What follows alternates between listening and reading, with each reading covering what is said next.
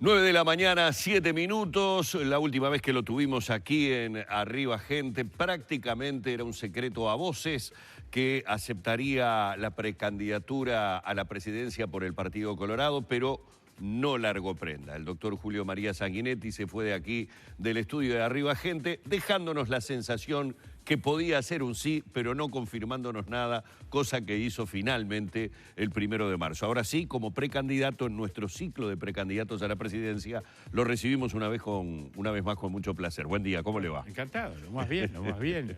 Hoy es un gran día, porque cumplo 59 años de casado. Mire usted. El Observador me dedica a la editorial. El País dice que los colorados somos los que más crecemos según una encuesta. Lo único que me falta hoy es que gane Peñarol. ¿Tiene Facebook para mirarlo? ¿Tiene Facebook para mirarlo? Sí, seguro, sí. No hay otro ahora, ¿no? Sí. Las cosas que hay que hacer. ¿Vio? Mirar en Facebook.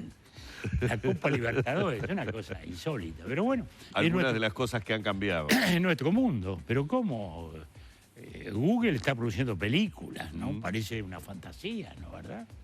Lo que pasa es que, bueno, es nuestro mundo actual, ¿no? Un mundo que nos obliga, y esta es la primera pregunta, doctor, porque debo confesar que usted, en lo que me es personal, me sorprendió el 1 de marzo cuando en esa conferencia de prensa incluye categóricamente como parte de esta campaña política el tema de Venezuela, porque incluso arriesga a decir que el balotaje que pueda producirse en la elección presidencial en nuestro país no es una decisión entre una u otra persona, sino entre quienes consideran que Venezuela es una democracia y quienes consideran que Venezuela es una dictadura. Porque es una definición de conceptos. No es el tema del debate internacional sobre la situación de Venezuela simplemente, sino porque es una definición de conceptos, como lo era en su tiempo quien aplaudía, por ejemplo, la invasión rusa soviética a Hungría, por ejemplo.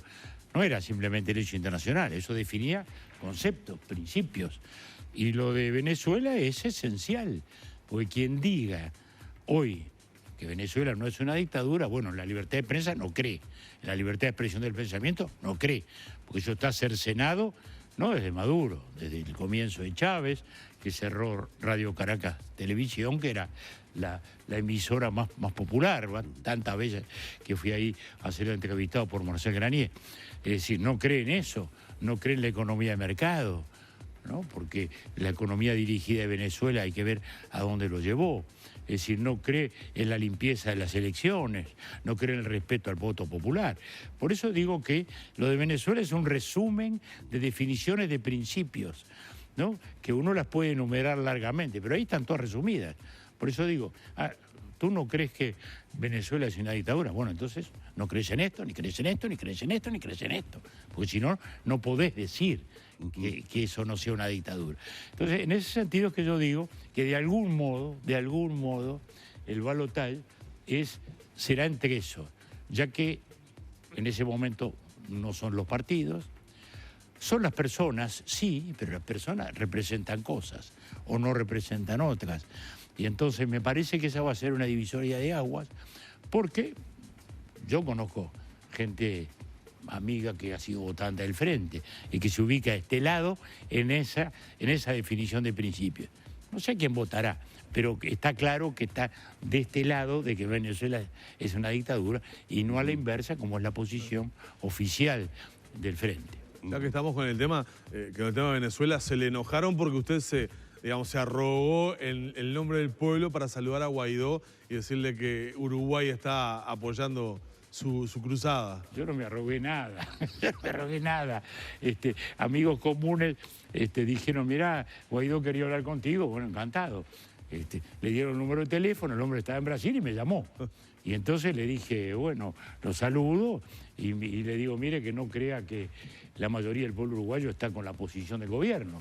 El gobierno tiene esa posición, pero tengo la certeza de que la mayoría del pueblo uruguayo está mucho más con usted que con la otra oposición. Hoy también hay una encuesta que lo dice, pero más allá de la encuesta, digamos, la sensación de la gente, el hablar, el comunicarse, está muy claro que la cosa va por ese lado y no por el otro. El presidente Vázquez, en la rendición de cuentas que hizo el viernes, el 1 de marzo, justamente en ese acto allí en el Antel Arena, reafirmaba la necesidad de brindarle todas las posibilidades a Venezuela para que democráticamente encuentre su camino y aquello de la autodeterminación de los pueblos. Por supuesto, nadie ha hablado de otra cosa, pero no desviemos el debate. Ahora está muy de moda desviar los debates, ¿no? Decimos, vamos a parar la invasión. ¿Qué invasión? ¿Qué invasión? No, el tema no es la invasión, el tema es la dictadura. ¿Qué invasión de Estados Unidos? Le digo más, si Trump quisiera en esas cosas extrañas que se le ocurren, que a veces es mucho más ruido que nuez al final, ¿no? Porque amenaza con esto y lo otro y al final terminamos en otros territorios. Pero aún cuando lo quisiera, no tiene mayoría en el Congreso. O sea, no puede invadir a nadie Trump, aunque quiera. Perdió la mayoría, perdió la mayoría. Y eso lo vota el Congreso. Porque después de Vietnam, en que Estados Unidos entró sin proponérselo, de a poquito, y un día descubrieron que estaban en guerra, se estableció esa norma. Entonces, es toda una entelequia, ¿no? Entonces, lo que pasa es que, bueno, viene esa cosa un poco gruesa, un poquito, ¿no? de las declaraciones de Trump, pero ese no es el debate es la dictadura, el debate es ese, la autodeterminación de los pueblos no está en juego, y si es por eso, lo que queremos es que se autodetermine el pueblo venezolano hoy sometido a una dictadura. Por supuesto que sí. Para eso no es necesario hacer negociaciones o concesiones al régimen actual, como por ejemplo ocurrió en Uruguay. Por supuesto, pero no diálogos inconducentes. Y lo mismo nos pasó a nosotros cuando la salida de la dictadura. ¿El actual diálogo del cual participó Uruguay es inconducente? Hubo dos diálogos con la dictadura de Venezuela. ¿Para qué sirvieron? Para nada. Sí, para que la dictadura tomara oxígeno, ganara tiempo, después la propia oposición se dividiera, porque llega un momento en que uno dice, nos vamos, hay que ser duro, otro dice, no, sigamos. Bueno, fueron dos fracasados. ¿En qué etapa estaríamos acá? Bueno, en lo que nosotros llamábamos en la época de nuestra salida de la dictadura, la pre-negociación.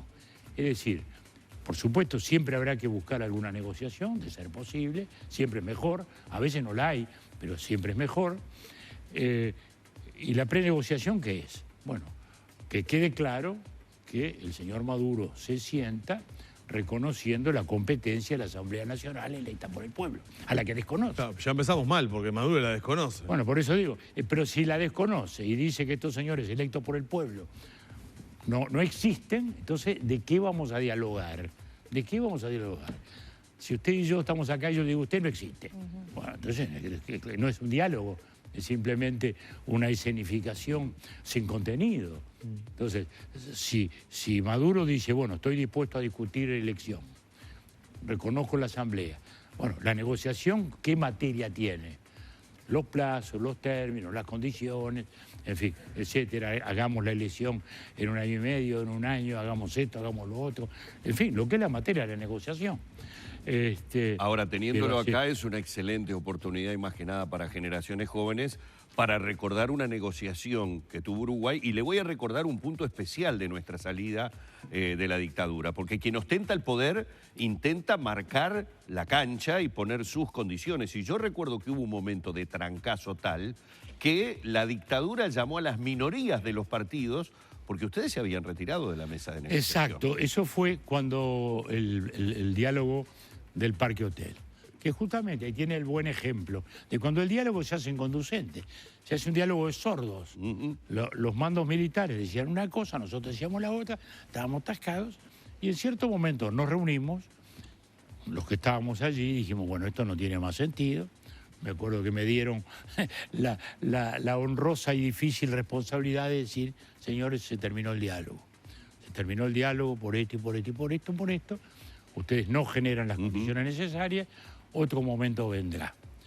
Y fue así, ahí nos levantamos. Fue parte de todo ese largo proceso, porque en el Uruguay, recordemos que empezamos lo que llamaríamos la transición con el plebiscito del 80. Es verdad. Cuando nosotros derrotamos la propuesta constitucional del régimen de la época.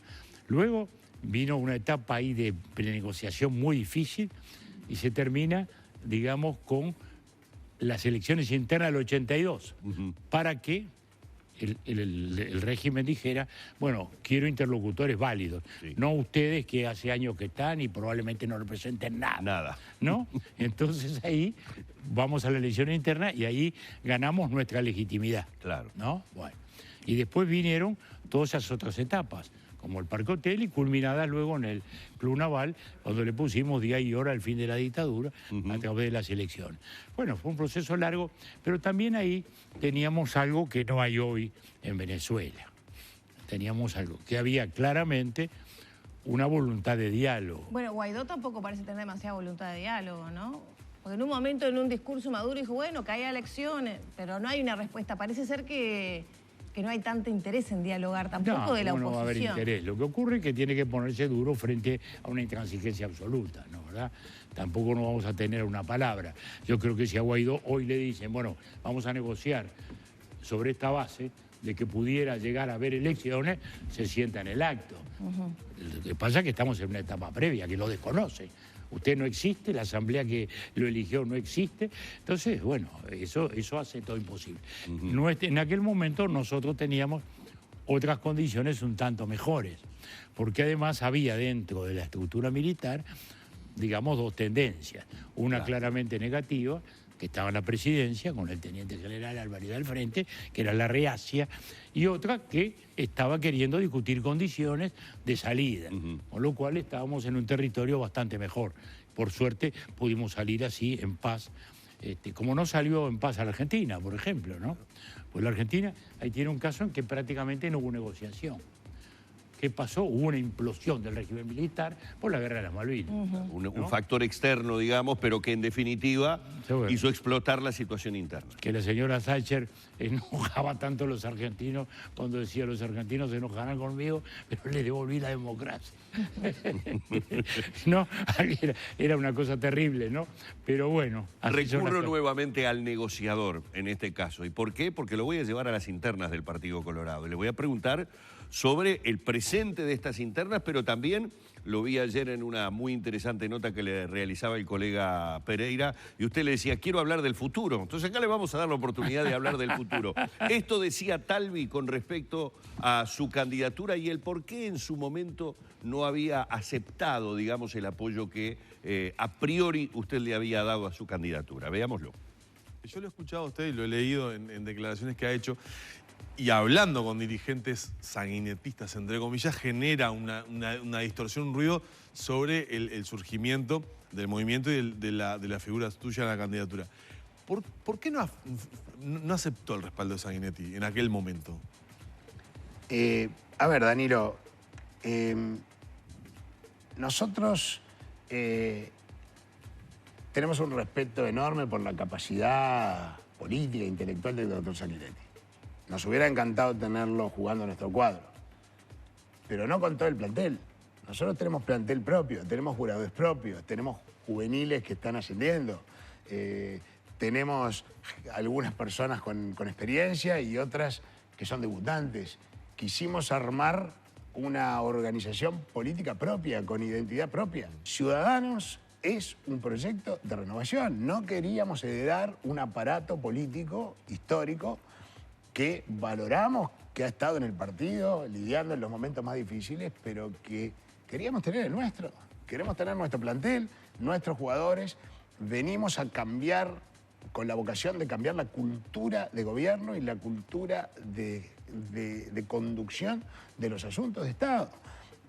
Los aparatos políticos tienden a imponerle muchas demandas luego al Estado, por reparto de cargos por cuota política. Y nosotros creemos que es absolutamente fundamental y por eso nos armamos de manera tal de que nuestra organización le imponga muy pocas demandas al Estado por reparto de cargos y que podamos combinar entonces aquellos que hacen trabajo electoral y que lo hacen muy bien, pero que no necesariamente eso implica que pueden gestionar la UTE, y aquellos que son personas competentes que de golpe no son buenos para el trabajo electoral, pero sí son capaces de gestionar una empresa compleja como la UTE. Creo que los cuadros de gobierno tienen que combinar estas dos confluencias Y por la forma en que se organiza el sistema uruguayo, yo creo que ha habido una desproporción de y politización de, entre otras cosas, por ejemplo, las empresas del Estado que tienen un enorme manejo político, injerencia política, producen servicios mediocres a precios caros. Explicación brindada por Talvi por ese momento en Bueno, muy bien, particular. muy bien. Bueno, yo primero no creo que haya un debate sustantivo. Digamos, nosotros sí, en algún momento le ofrecimos apoyarlo, no hablamos de ninguna condición, eso que quede muy clarito, la menor condición de nada. Ernesto insistía siempre en que él quería algo nuevo, lo cual lo respeto, Y en cuanto, digamos, a lo que significa la política, estoy de acuerdo. Es un mix entre lo que es estrictamente político y lo que es estrictamente técnico. Usted solo con técnicos no llega lejos. Solo con políticos tampoco. Tiene que ser una visión equilibrada. Porque, para empezar, digamos, uno dice la ANCAP. Bueno, sí, la ANCAP es un organismo, es una empresa, pero también es una empresa con una fuerte resonancia política, ¿no? ¿Verdad? Bueno, nosotros tuvimos algunos más técnicos y otros más políticos, pero siempre dentro de lo que era un equilibrio de la administración. Uno tiene toda una larga administración, ¿no? Fíjese, voy a poner un ejemplo bien concreto. Por ejemplo, Tabaré Viera. Sí. Tabaré Viera. Bueno, fue en su tiempo senador, luego fue 2 veces intendente de Rivera. Extraordinario intendente. Cuando agarró la intendencia, me acuerdo que fue a verlo de Gabriel para que le mirara los números. Gabriel le miró los números, le mostró más o menos los caminos y después me dijo, no me animé a decirle que esto es inviable, que esto no lo puede arreglar nadie. Bueno, lo arregló. Lo arregló, la intendencia se recuperó, en aquel momento no se pagaban los sueldos, había carpas con todos los funcionarios, era un desastre, muy bien. Recuperó la intendencia con administración, ganó, fue reelecto, armó un gran equipo de administración. Como ya no podía ser reelecto, ganó otro de su equipo, Marne Osorio. Volvió a ganar, es reelecto. Y fíjese qué interesante, es el único intendente, Marne, que ganó la elección habiendo su partido entrado tercero en la elección nacional. Porque en todos los departamentos el que ganó la intendencia corresponde al partido primero o al segundo. Nosotros entramos tercero, Rivera. Sin embargo, ganaron. ¿Y eso qué es? Son políticos con un enorme prestigio en la administración, ¿no? Que han demostrado capacidad fehaciente para administrar, a su vez, con la sensibilidad y la flexibilidad suficiente para que la gente los entienda. Porque a veces viene un técnico muy bueno y después todo el mundo le dice todo. Hoy leo en el diario también que está en el frente enojadísimo con la presidenta de ANCAP por decisiones que toma, ¿no, verdad? Bueno, o sea que hay un ingrediente político inevitable en las empresas del Estado. Bueno, por ejemplo, Tabaré Viera fue en algún momento presidente de Antel. Bueno, si hoy me dicen de ponerlo, lo pongo de nuevo. Y es un político, pero ha demostrado que es un político con enorme capacidad de administración. Es decir, no se puede decir, estos son los que saben, estos son los que no saben. Y hablo desde, digamos, la comodidad o la autoridad que me da contar con el asesoramiento de la gente, y lo digo sin vanidad, por ello lo digo, la gente más capacitada del país. Porque uno dice, economistas, hay muchos. Bueno, uno tiene la gente que le da una mano, un Pascale, que fue el que contorneó la crisis del primer gobierno. Uno tiene, sin ir más lejos, los que en el 2002, cuando la crisis estaban negociando en Washington, ¿no? Los que nos salvaron del default, ¿no? ¿Y eso quiénes fueron? Bueno, fue Tener y fue Alfie y fue Gabriel. Esas son gente que trabaja con nosotros, que nos ayuda, que nos da ideas. Es decir, pero estamos hablando de técnicos con probada capacidad política para manejar los asuntos del Estado, que no son matemáticos. Ahí está el tema, porque los asuntos del Estado nunca son matemáticos. Siempre requieren un ingrediente para adaptar los principios a una realidad. Y esos son los desafíos. Entonces, por eso digo que yo no tengo diferencias sustantivas con lo que estaba diciendo Ernesto. Él siguió su camino. Tampoco es que me engañó y que... No, él del primer momento estaba con esa idea. Sí. Y yo le decía, bueno, mira, es más, y acá sí que me río. Ojalá tuviéramos más aparatos, ¿no? Yo en mi larga vida sí integré aparatos de verdad, ¿no? En el año 58, cuando perdimos la elección, el 58 yo trabajaba, era dirigente de la Unión y la Curva Maroña, que era mi territorio. Teníamos 1.100 clubes. Hoy tenemos 4. Hoy tenemos 4. No hay aparato hoy entonces. Pero hay algunas agrupaciones importantes en el interior, ¿no? Eso sí. Por ejemplo, mañana voy a Tacuarembó, donde teníamos una agrupación importante y ahora se incorpora otra a Ballistas, la de Montaner, que también va a ser la oportunidad para que en el Día de la Mujer le hagamos un homenaje a Marta Montaner, figura tan relevante de nuestro partido, ¿no? Bueno, digamos, son agrupaciones del interior, podemos llamarle aparato entre comillas, ¿no? Claro. Pero no tenemos 12 intendencias como tiene el Partido Nacional, por ejemplo. Que esos son un aparato. Nosotros tenemos a los héroes de Rivera. Sí, bueno, pero si eso después no lo hace trascender en votos en las nacionales, como el ejemplo que usted ponía en Rivera, de poco sirve. Bueno, pero ahora yo creo que ahora vamos a andar bastante mejor. Como le digo, hoy es el lindísimo día para leer los diarios, está todo Pero se ve... Este crecimiento que registra Cifra del Partido Colorado, ¿fue antes de que usted anunciara que iba a ser precandidato, aunque como decía Humberto al inicio de la nota, ya era un secreto a voces, ¿no? Yo diría que... si la gente ya lo daba por sentado. Cifra es la que nos tiró más abajo en su momento, ¿no? O sea, cuando a mí me vienen a ver, todo este conjunto de gente que me vino a ver, entre los cuales los que he mencionado aquí y muchos otros, ¿no? Muchos otros, Luis Hierro, Perti, etcétera, etcétera, etcétera. Los diputados Paysandú, el diputado Maldonado, Berry, Germán Cardoso, con Raúl Rodríguez, otro diputado, Gustavo Otto, otro diputado, en fin, todo eso. Cuando me vieron a ver todos esos, sí, fíjese, Cifra nos daba 4 puntos. Es la que hoy dice tiene 14 y en la repregunta 16. Eso se produce inmediatamente a la aparición en el escenario político del movimiento Ballistas, que es cuando se configura el movimiento y entramos a escena. O sea, ahí es donde se produjo el cambio inmediatamente, ¿no? ¿Verdad? No, más allá de candidatura o no candidatura. Cuando la gente ve que aparecía una versión ballista, nuevamente, por fin, adentro del Partido Colorado, y ahí se empieza a producir la levantada. Y eso es justamente lo que nos fue llevando, ¿no? Porque yo de entrada les dije, no hablen de candidatura. Lo que hablábamos acá más de una vez, digo, no hablen de candidatura. Hoy está muy de moda que viene uno y dice, bueno, yo quiero ser presidente. Y después salen a ver si hay 2 que lo apoyen, ¿no? O quiero ser senador. Entonces, yo soy muy a la antigua en eso. Vamos a salir, vamos a hablar del vallismo, vamos a hablar de nuestras ideas, vamos a hablar de nuestra visión del mundo, de lo que significa la tradición vallista como proyección de futuro, en fin, todas esas cosas. Y después veremos hasta dónde llegamos, ¿no? Después veremos, digo, no tiene sentido. ¿Y hoy hasta dónde piensa que llega? Y cuando digo hasta dónde piensa, ¿se ve peleándole al Partido Nacional?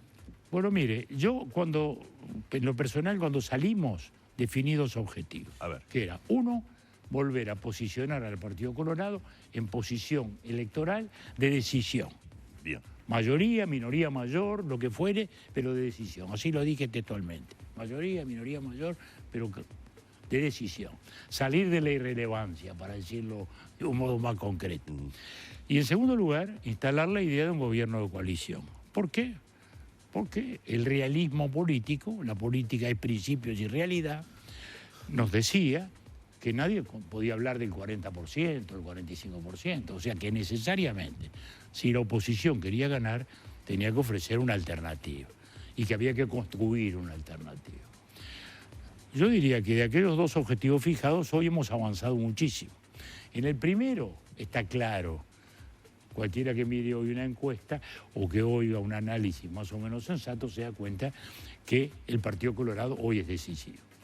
Dicho a la inversa, el Partido Nacional está fuerte, tiene un piso fuerte, pero está allí desde hace 2 años más o menos, con una gran fuerza, pero allí.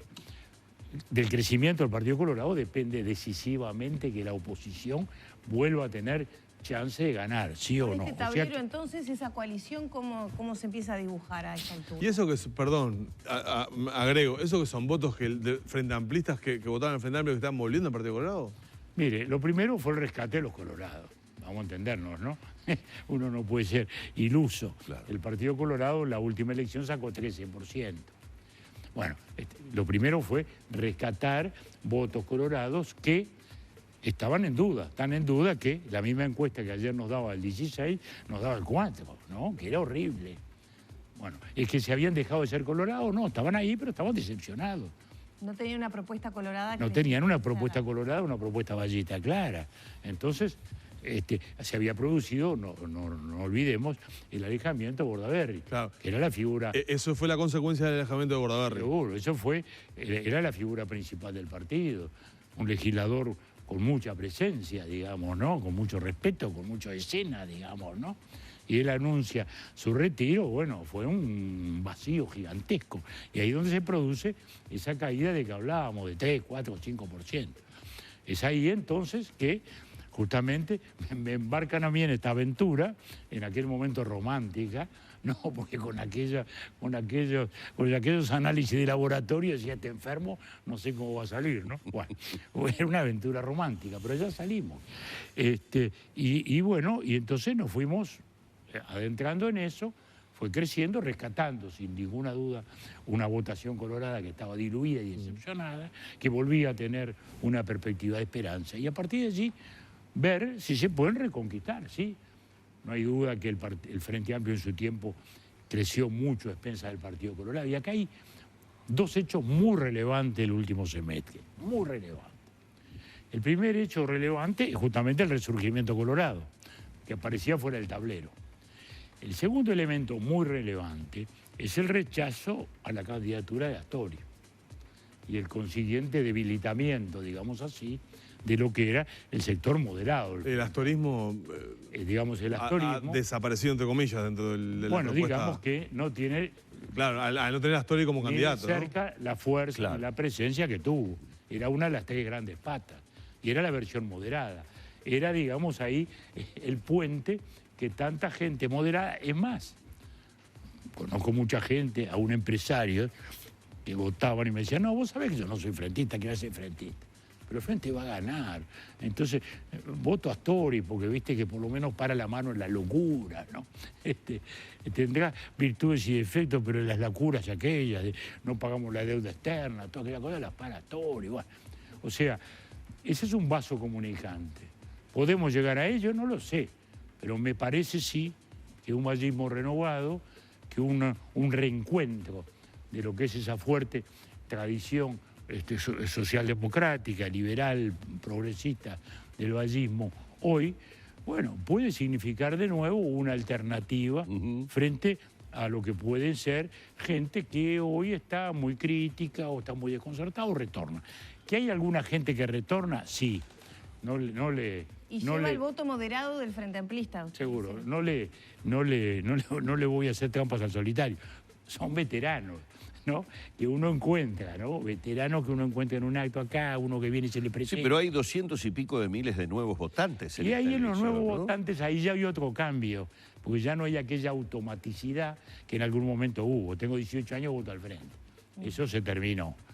Estamos todos en la oferta. Vamos a ver qué pasa. Y dígame una cosa, subiéndome a la pregunta de Lorena con respecto a la coalición, y ya que hizo ese aparte y le dio ese destaque tan importante al hecho de la no candidatura de Astori, en ese posible gobierno de coalición, ideas, trabajo del contador Astori puede estar presente, es decir, ¿piensa hasta en un posible gobierno de coalición con frente amplistas integrados? No creo porque ellos tienen su estructura política, no lo creo. Frente formal no, hablo de ciudadanos. Lo que es evidente es que esta coalición tiene que ser lo más amplia posible, no solo blanca y colorada como se dice, el Partido Independiente hoy tiene una opción, el Partido de la Gente supongo que también, y bueno, y ver cómo se conjugan intereses, que hay que hacerlo a mi juicio enseguida la interna. Hoy es muy difícil, porque si tenemos 3 candidatos colorados, 5 ¿Y cómo blancos. se mezcla todo esto con la posición mayoritaria del Partido Nacional, que viene desde el herrerismo, vallistas y herreristas, hay una coalición? ¿Es posible? Bueno, mire, ya hemos tenido momentos de convicción. Las distancias las tenemos.